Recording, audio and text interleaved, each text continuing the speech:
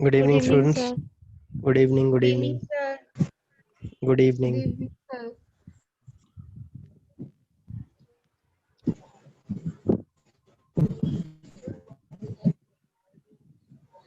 Minute wait करते हैं, सभी के एंट्री हो जाए एक बार।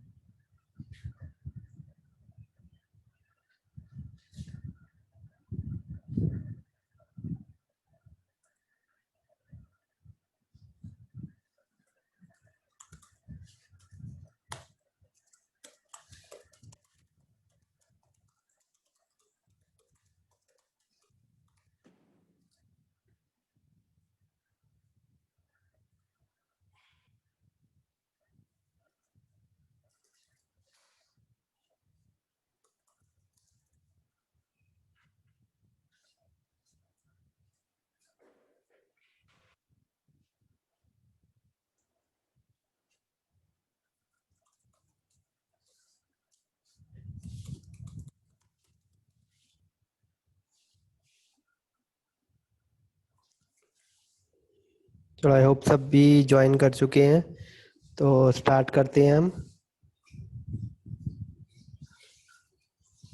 मैं 1 मिनट स्क्रीन शेयर करता हूँ आपसे।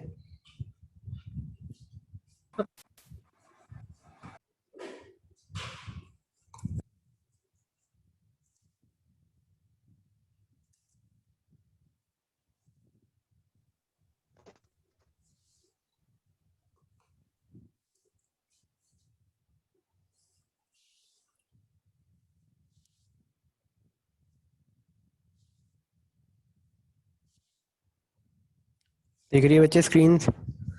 अटेंडेंस मार्क कर दो।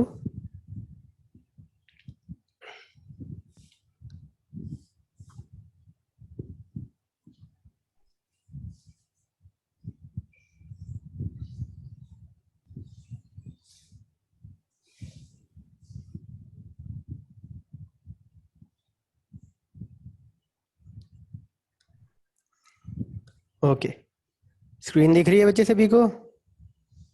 Yes, sir. Yes, sir. Yes, sir. Okay, so this is the very first topic, web essentials. पहली यूनिट हमारे 3 पार्ट्स में डिवाइड है, जिसमें से पहला पार्ट है वेब एसेंशियल, दूसरा पार्ट है HTML और तीसरा होगा CSS। तो वेब एसेंशियल से हम शुरू करते हैं और 2 या 3 दिन में इसको हम ख़त्म करने की कोशिश करेंगे। तो let's start. The very first thing is client server architecture. तो आपने ये आर्किटेक्चर सबसे कॉमनली सुना होगा, पीयर टू पीयर और क्लाइंट सर्वर आर्किटेक्चर। तो हमारा जो वेब टेक्नोलॉजीज है वो सारी की सारी इसी क्लाइंट सर्वर आर्किटेक्चर के ऊपर बेस्ड है। तो इसमें दो चीज़ें होती हैं, वन इज द क्लाइंट और दूसरा है server. Server as a name suggest एक ऐसी मशीन है जहाँ पर आपके पास सर्विसेज हैं, ठीक, और ऐसी आपके पास प्रोविजंस हैं कि आप इससे कम्युनिकेट कर सकते हो। सर्वर हमें सर्विसेज प्रोवाइड करेगा। सर्विसेज कुछ भी हो सकती हैं, हमारा कोई प्रोसेसिंग करके दे सकता है, हमें कोई डाटा प्रोवाइड कर सकता है सर्वर, ठीक, या हमें कोई एप्लीकेशन की एक्सेस दे सकता है, किसी चीज़ की एक्सेस दे सकता है। और सर्वर दूसरी चीज़ क्या होती है, सर्वर में नेटवर्किंग होती है, मतलब एक वे होता है जिससे हम सर्वर के साथ कम्युनिकेट कर सकें, ठीक। अगर वो कोई वे नहीं होगा कम्युनिकेट करने के लिए तो ऑब्वियसली सर्वर का कोई बेनिफिट ही नहीं है। एक ऐसी चीज़ जिसके पास बहुत सारी इन्फॉर्मेशन है लेकिन वो इन्फॉर्मेशन हम एक्सेस ही नहीं कर सकते, उसके साथ कम्युनिकेट ही नहीं कर सकते, तो वो कोई बेनिफिट के नहीं है। दूसरी तरफ क्लाइंट होता है। क्लाइंट बेसिकली आपकी मशीन होती है जो काफ़ी लाइट वेट होती है, जैसे हमारे डेस्कटॉप हो गए, मोबाइल फ़ोन हो गए, ठीक है। ऐसी मशीन्स होती हैं जिसमें बहुत ज़्यादा प्रोसेसिंग कैपेबिलिटीज़ नहीं होती है लेकिन ठीक ठाक होती है, हमारे जो बजट में फिट आ सके। तो इतनी कैपेबिलिटीज़ होती हैं क्लाइंट में, और वो एक्सेस करता है कुछ इंफॉर्मेशन थ्रू नेटवर्किंग। कोई सर्विस चाहिए उसको, कोई डाटा चाहिए उसको, या कुछ सॉफ्टवेयर उसने एक्सेस करना है, तो client through that networking model server के साथ इंटरेक्ट करता है, उसको रिक्वेस्ट करता है किसी सर्विस के लिए, किसी डाटा के लिए, किसी चीज़ के लिए, और सर्वर फिर उसकी रिक्वेस्ट को प्रोसेस करके एक रिस्पांस जनरेट करता है और वापस जो है क्लाइंट को भेज देता है। और क्लाइंट क्या करता है, वो जो डाटा उसने रिसीव किया, रिस्पांस जो उसने रिसीव किया, उसको प्रॉपरली वो एक वे में उसको मैनेज करता है, अरेंज करता है और यूजर को दिखा देता है, ठीक है। तो अब क्लाइंट सर्वर आर्किटेक्चर में होता क्या है, बेसिकली एक आपका सर्वर होता है जो एक मशीन पे चल रहा है, ठीक है, और उसके पास कोई ना कोई ऐसी सर्विस है जो जिसकी ज़रूरत कई क्लाइंट्स को पड़ सकती है। अब वो सर्विस कुछ भी हो सकती है, डाटाबेस की सर्विस हो सकती है, कोई सॉफ्टवेयर की सर्विस हो सकती है, ठीक। वो वहाँ पर अब एक मशीन पे सर्वर चल रहा है और कंटिन्यूसली चलता रहेगा वो वहाँ पे, ठीक है, और लिसन करेगा कि कोई क्लाइंट मेरे को रिक्वेस्ट भेज रहा है कि नहीं भेज रहा है। दूसरी तरफ क्लाइंट होता है जो हम चला रहे होते हैं। अब क्लाइंट क्या करता है, उसको अगर कोई इन्फॉर्मेशन की ज़रूरत होती है, कोई चीज़ दिखाने के लिए ज़रूरत होती है, तो वो रिक्वेस्ट जनरेट करता है, रिक्वेस्ट जनरेट करता है और सर्वर को भेजता है, अप्रोप्रिएट सर्वर को भेजता है। जिस तरीके की उसको डाटा चाहिए होगा वो उसी तरीके के सर्वर को ही कांटेक्ट करेगा। तो वो उस सर्वर को कांटेक्ट करता है कि मुझे ये सर्विस की ज़रूरत है। अगर सर्वर को उसकी रिक्वेस्ट प्रोसेस करने के बाद ठीक लगती है, क्लाइंट ऑथेंटिक है, ठीक, तो वो उस रिक्वेस्ट को प्रोसेस करके रिस्पांस जनरेट करता है, ठीक है। अब रिस्पांस हो सकता है कि एक्चुअल जो क्लाइंट को चाहिए वो भी रिस्पांस हो सकता है, या फिर कोई प्रॉब्लम आ जाती है तो वो भी रिस्पांस ही है कि कोई एरर आ गया, कोई प्रॉब्लम आ गई, या क्लाइंट के पास परमिशंस नहीं है वो डाटा एक्सेस करने के लिए, तो वो भी रिस्पांस होता है, एरर रिस्पांस बोलते हैं जिसको हम, ठीक। तो सर्वर को लेट अस सपोज कि क्लाइंट की रिक्वेस्ट जो है ऑथेंटिक थी और सर्वर ने उसका रिस्पांस जनरेट कर दिया, फिर सर्वर उसी मीडियम से वापस क्लाइंट को डाटा भेज देगा, रिस्पांस भेज देगा।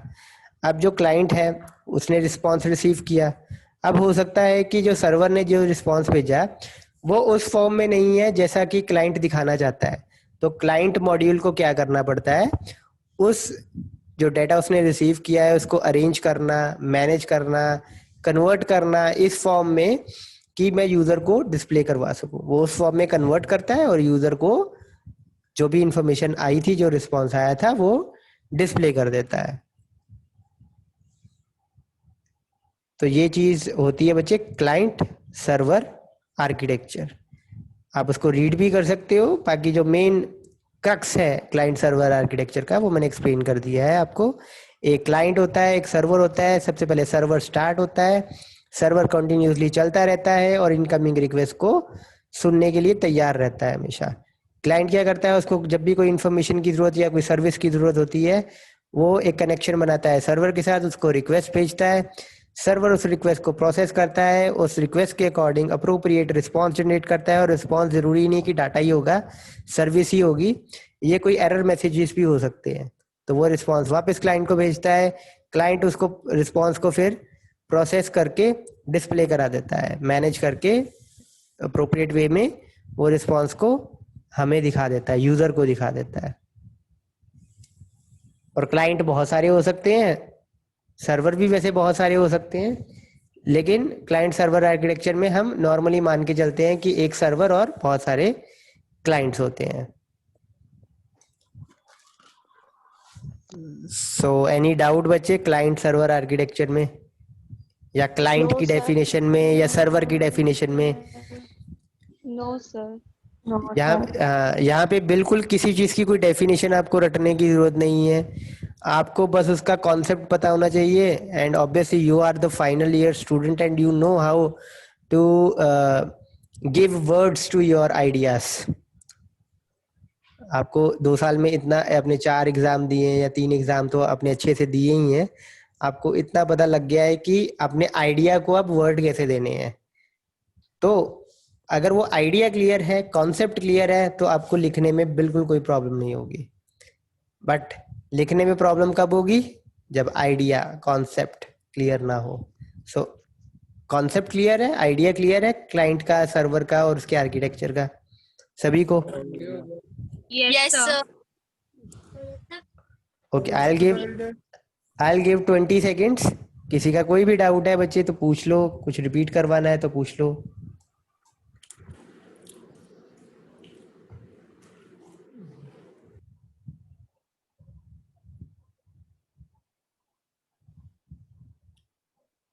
एंड वन मोर थिंग बच्चे,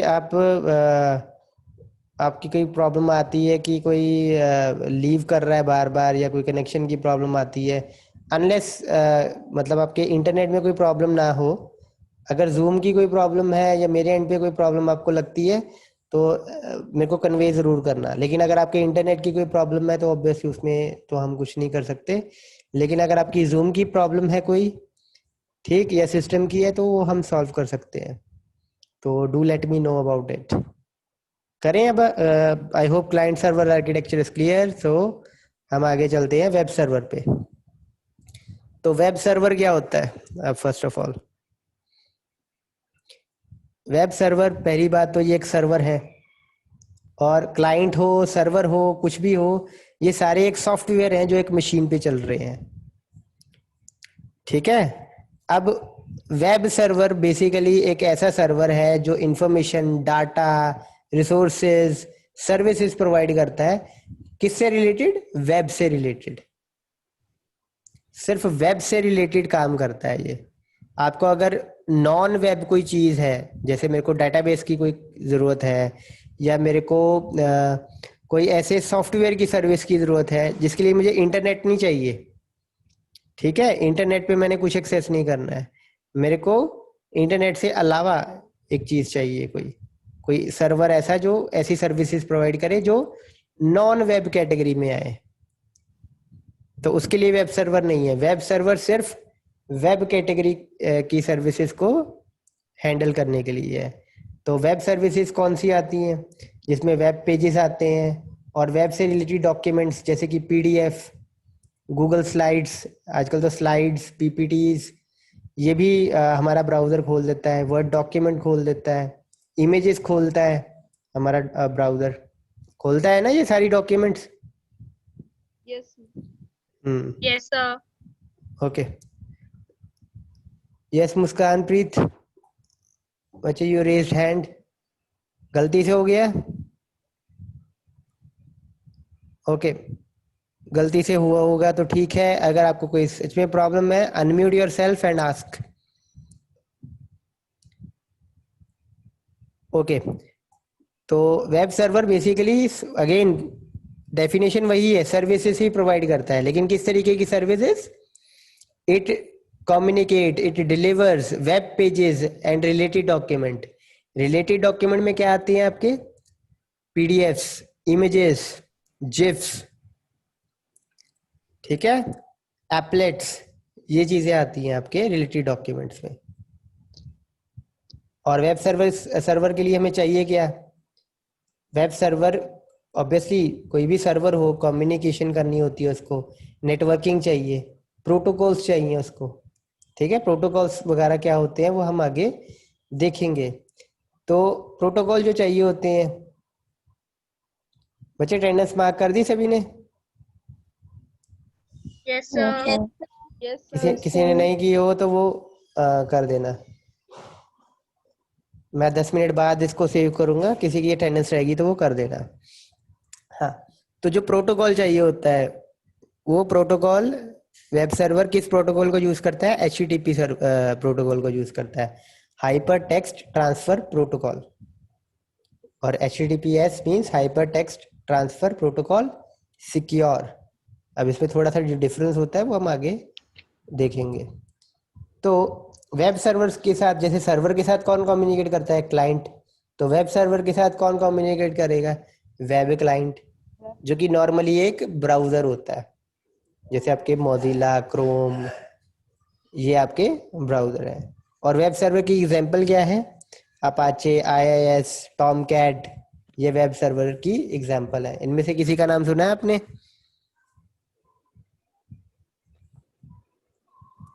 No, sir. ये अगर आप ASP पढ़ते, JSP पढ़ते ना, तो आपको इन सर्वर्स के बारे में पता लग जाता later on in our subject. लेकिन अभी ये इनमें से कोई सर्वर के साथ हम डील नहीं करेंगे, तो मैं इसको आप एक्सप्लेन कर देता हूँ कि ये क्या होते हैं। फॉर एन इंस्टांस हम टॉमकैट से एक्सप्लेन करते हैं। तो टॉमकैट एक सर्वर हमें चाहिए होता है। जब आप कोई वेबसाइट बनाते हो ना, अपनी वेबसाइट बनाते हो, तो उसको अपने रिक्वेस्ट करनी होती है। ब्राउजर पे चलती है ना हमारी वेबसाइट जो भी बनती है, ब्राउजर Yes, पे sir. चलती है, डिस्प्ले होती है। तो लेट से आपने रिक्वेस्ट करना है, आपने उसको चलाना है, तो आपको अपने सिस्टम पे ना उसको चलाने के लिए, वो वेबसाइट जो आपने डिजाइन की है, डेवलप की है, प्रोग्राम की है, उसको अपने सिस्टम पे चलाने के लिए, अपने कंप्यूटर सिस्टम पे चलाने के लिए आपको एक सर्वर की जरूरत पड़ती है, जो होस्ट करता है उस वेबसाइट को, मतलब होल्ड करता है हमारी उस वेबसाइट को। जब भी हम वो URL ब्राउजर में डालते हैं, जैसे आप HTML भी करते हो, आप उसका URL ही डालते हो ना, वैसे तो हम डबल क्लिक कर देते हैं फाइल पे, Yes. वो खुल जाती है।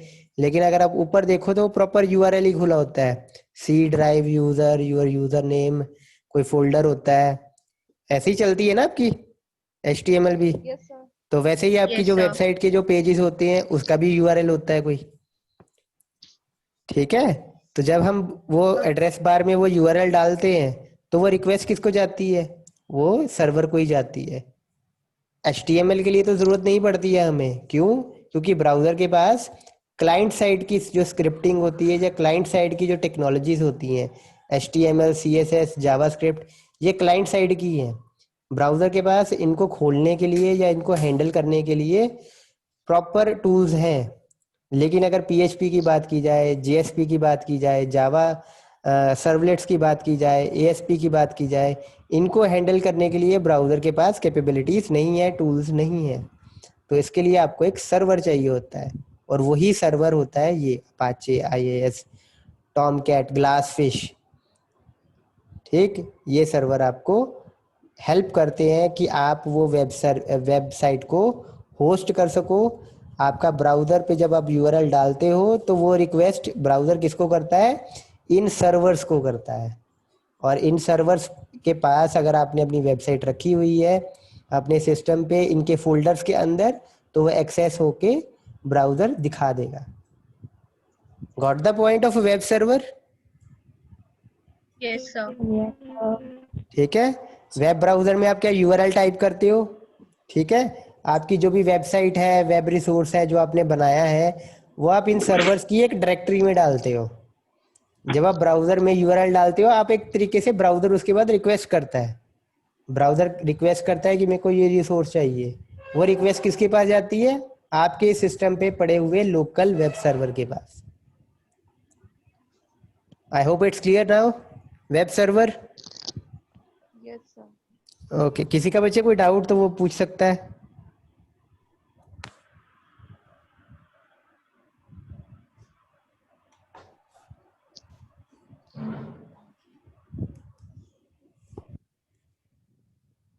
तो आई अज्यूम के कोई डाउट नहीं है। अगले टॉपिक पे चलते हैं हम। वेब पेज और वेबसाइट क्या होती है? अब वेब पेज और वेबसाइट बताने से पहले मैं थोड़ा सा वर्ल्ड वाइड वेब के बारे में बताता हूँ। अच्छा, www शॉर्ट पे हम कह देते हैं ना वर्ल्ड वाइड वेब को। तो ये चीज़ क्या होती है बच्चे? फर्स्ट ऑफ ऑल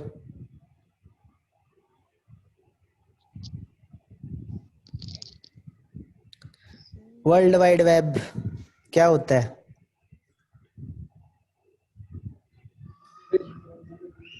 एनीवन बच्चे, अपना व्यू जो आपको लगता है, बहुत आपने सुना भी है इसके बारे में। Sir, ये पहला collection of web pages. Collection of web pages. Okay, just web pages. Website. Website, collection of websites, that's it. Is that it? Sir, documents and web resources. Okay, web collection of web resources.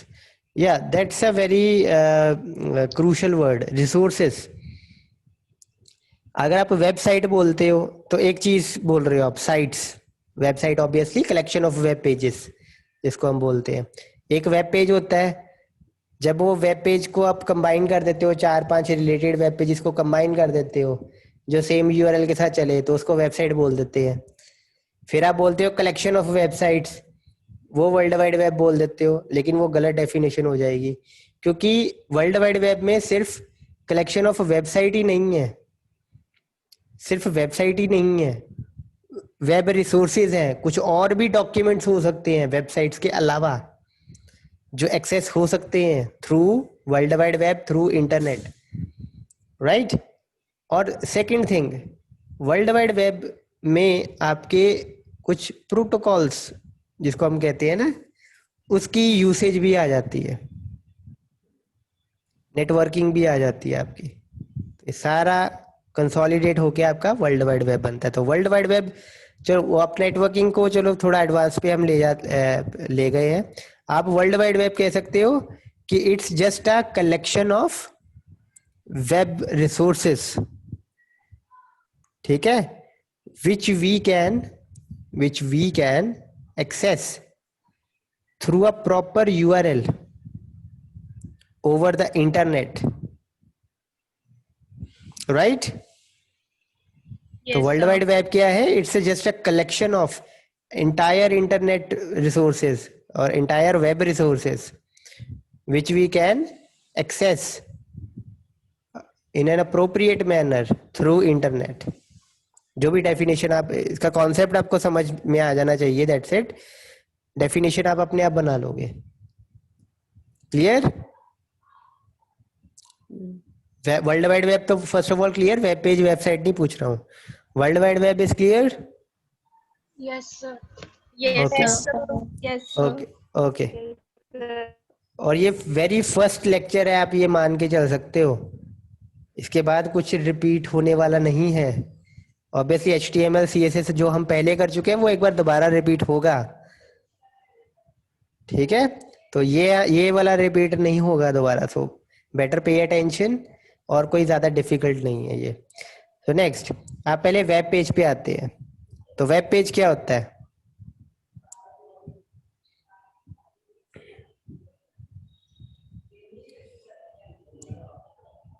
Web page क्या होता है?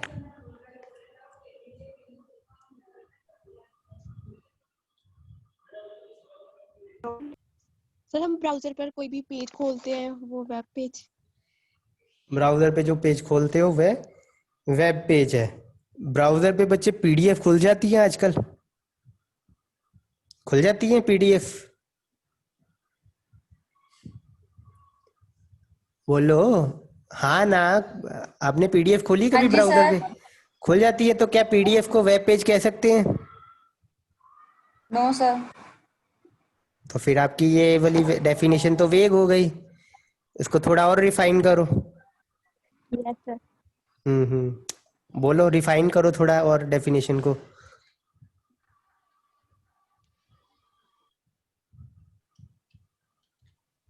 हाँ, web page sir The electronic website documents available in available in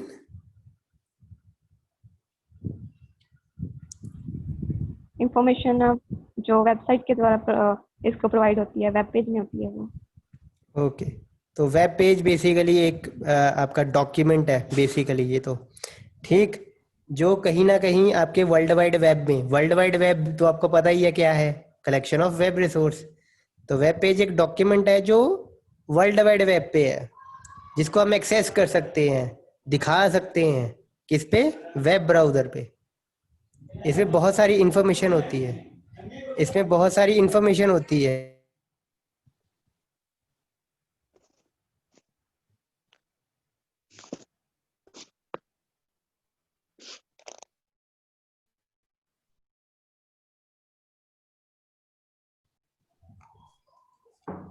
hello, आवाज आ रही है बच्चे? Yes sir.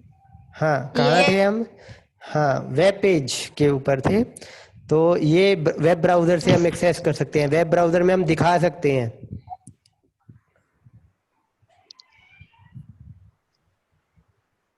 Web browser में हम दिखा सकते हैं इस इंफॉर्मेशन को, और उस वेब पेज के अंदर बहुत सारी इंफॉर्मेशन हो सकती है।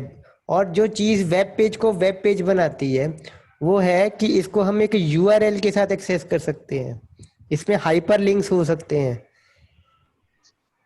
जो मेन एक क्रक्स है वेब पेज का, कि इसको वर्ल्ड वाइड वेब पे हम लोकेट कर सकते हैं through a URL. That's a main part of your web page, definition of web page. कि वेब पेज क्या है? एक डॉक्यूमेंट ही है जिसको ब्राउजर पे डिस्प्ले और एक्सेस कर सकते हैं, और ये वेब पेज हम वर्ल्ड वाइड वेब पे लोकेट कर सकते हैं with the help of its corresponding URL और यूआरआई और यूआरएन। वो आगे मैं बताऊंगा यूआरएल, यूआरआई और यूआरएन क्या होता है। Yes so is it clear बच्चे? Yes web sir. Web web page clear है? ठीक है। Yes, for an sir. Example, जैसे यहाँ पे लिखा हुआ है होम पेज ऑफ espncricinfo.com, आपका जो GNDU का होम पेज आता है वो भी वेब पेज है।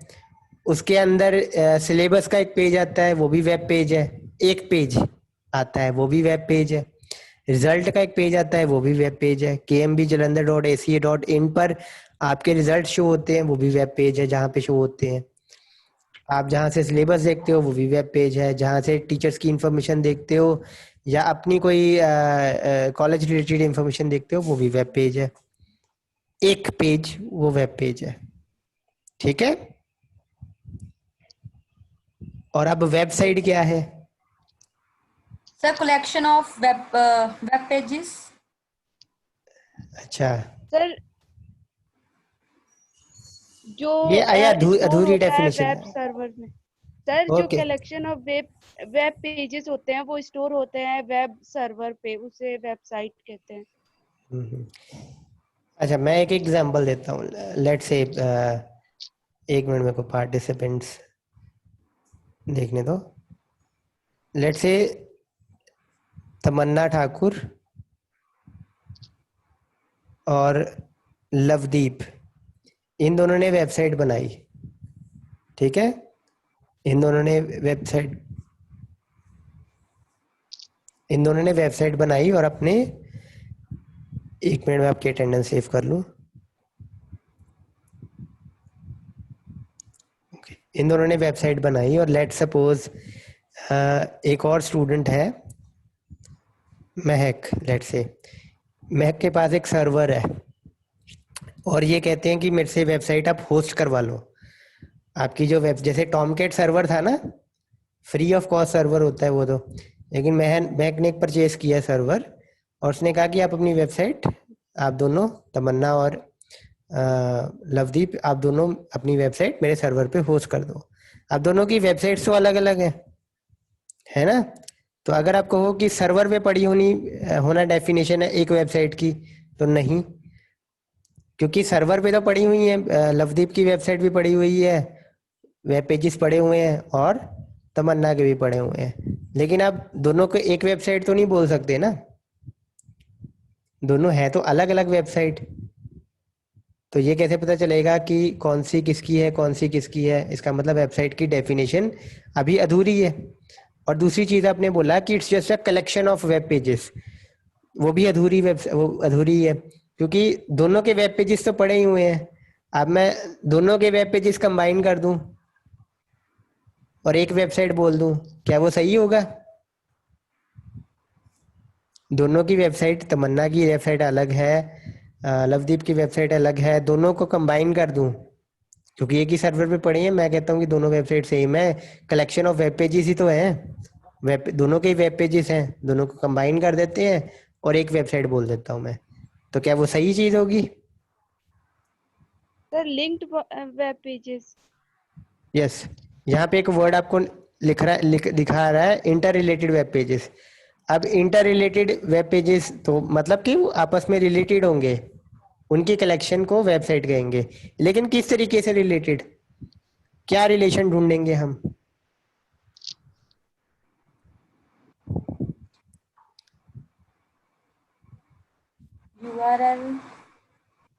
URL, बिल्कुल सही।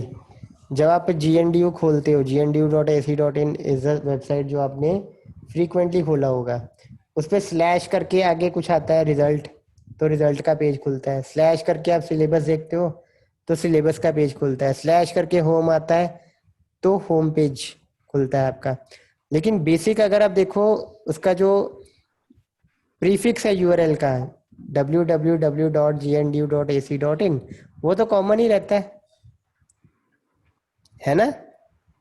Yes sir. Yes. तो वेबसाइट किसको बोलेंगे? Collection of interrelated web pages that are accessed through the same URL prefix. जैसे मैं आपको एक ये मैं दिखा देता हूँ, इन केस आपको क्लियर ना हुआ हो तो हम ब्राउजर खोलते हैं यहाँ पे, ये देखो gnu.ac.in, तो ये रही आपकी gnu.ac.in, ये उसका URL है online.gnu.ac.in।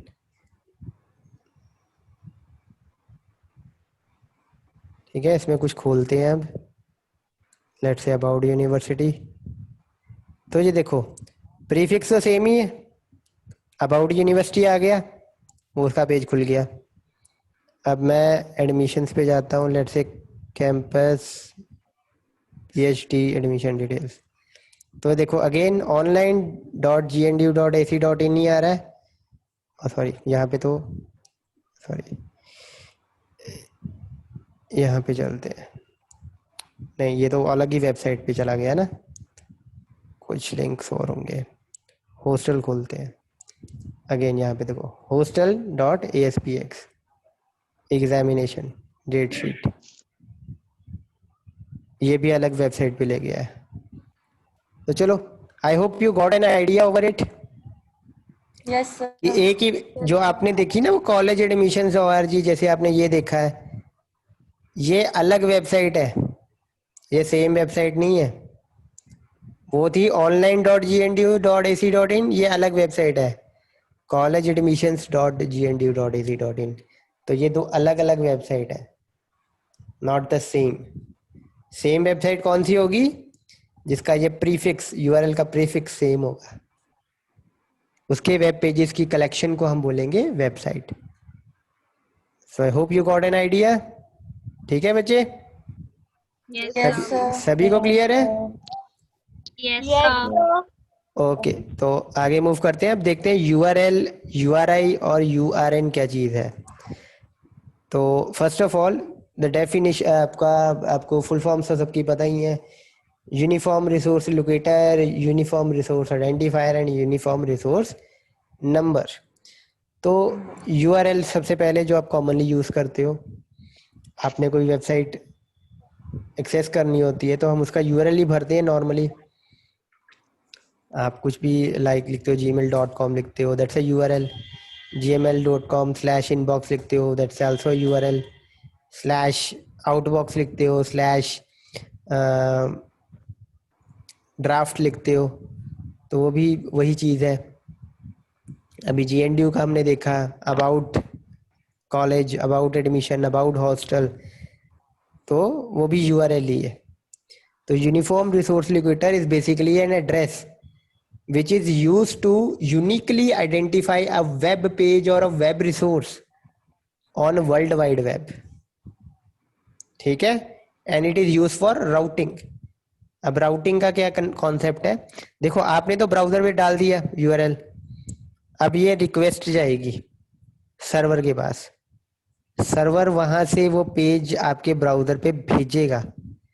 तो ये जो रिक्वेस्ट जाना और रिस्पांस वापस आना, ये पूरी प्रोसेस क्या होती है, राउटिंग होती है। अप्रोप्रिएट सर्वर के पास जाना और अप्रोप्रिएट सर्वर से आपके पास रिस्पांस वापस आना, इसको बोलते हैं routing.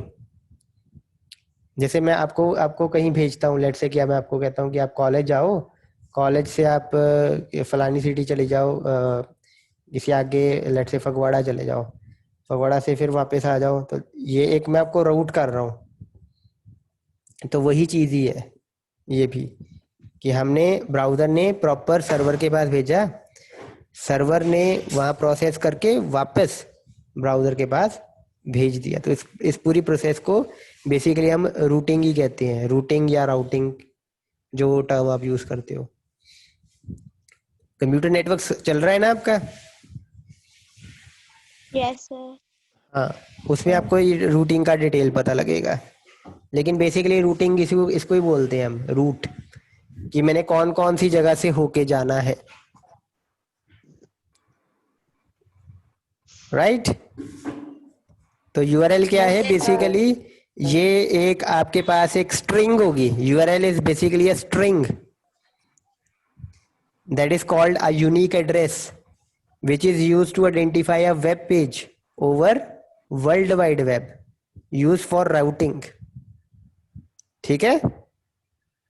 Is it okay? URL yes sir.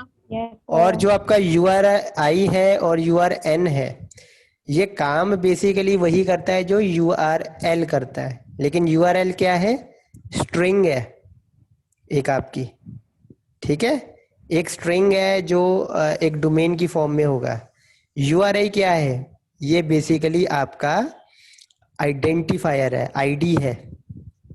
और URN क्या होगा, ये आपका बेसिकली एक नंबर होगा। तो इसको मैं आपको, वैसे मीटिंग के टाइम कम हो रहा है, कल हम सबसे पहले इसका मैं आपको एक एग्जांपल दिखाऊंगा स्क्रीन शेयर करके ब्राउजर पे, कि क्या चीज़ को हम URL कहेंगे। URL तो चलो आपको पता लग ही गया है क्या कहेंगे, मैं आपको URI और URN की एक एग्जांपल दूंगा कि URI क्या चीज़ है और URN क्या चीज़ है। और लेकिन वर्किंग इसकी सेम ही है, जो URL की होती है वही URI की है और वही URN की है। लेकिन कुछ रिसोर्सेज ऐसे होते हैं जो बेटर भी URN से आइडेंटिफाई हों या URI से आइडेंटिफाई हों। फॉर एग्जाम्पल URN से आइडेंटिफाई हों, जैसे कि बुक्स, उसका ISBN नंबर होता है, जर्नल्स उनका ISSN नंबर होता है, ठीक है। और URI के एग्जांपल है, हाँ, और URI की एग्जांपल है आपके पेपर, रिसर्च पेपर्स,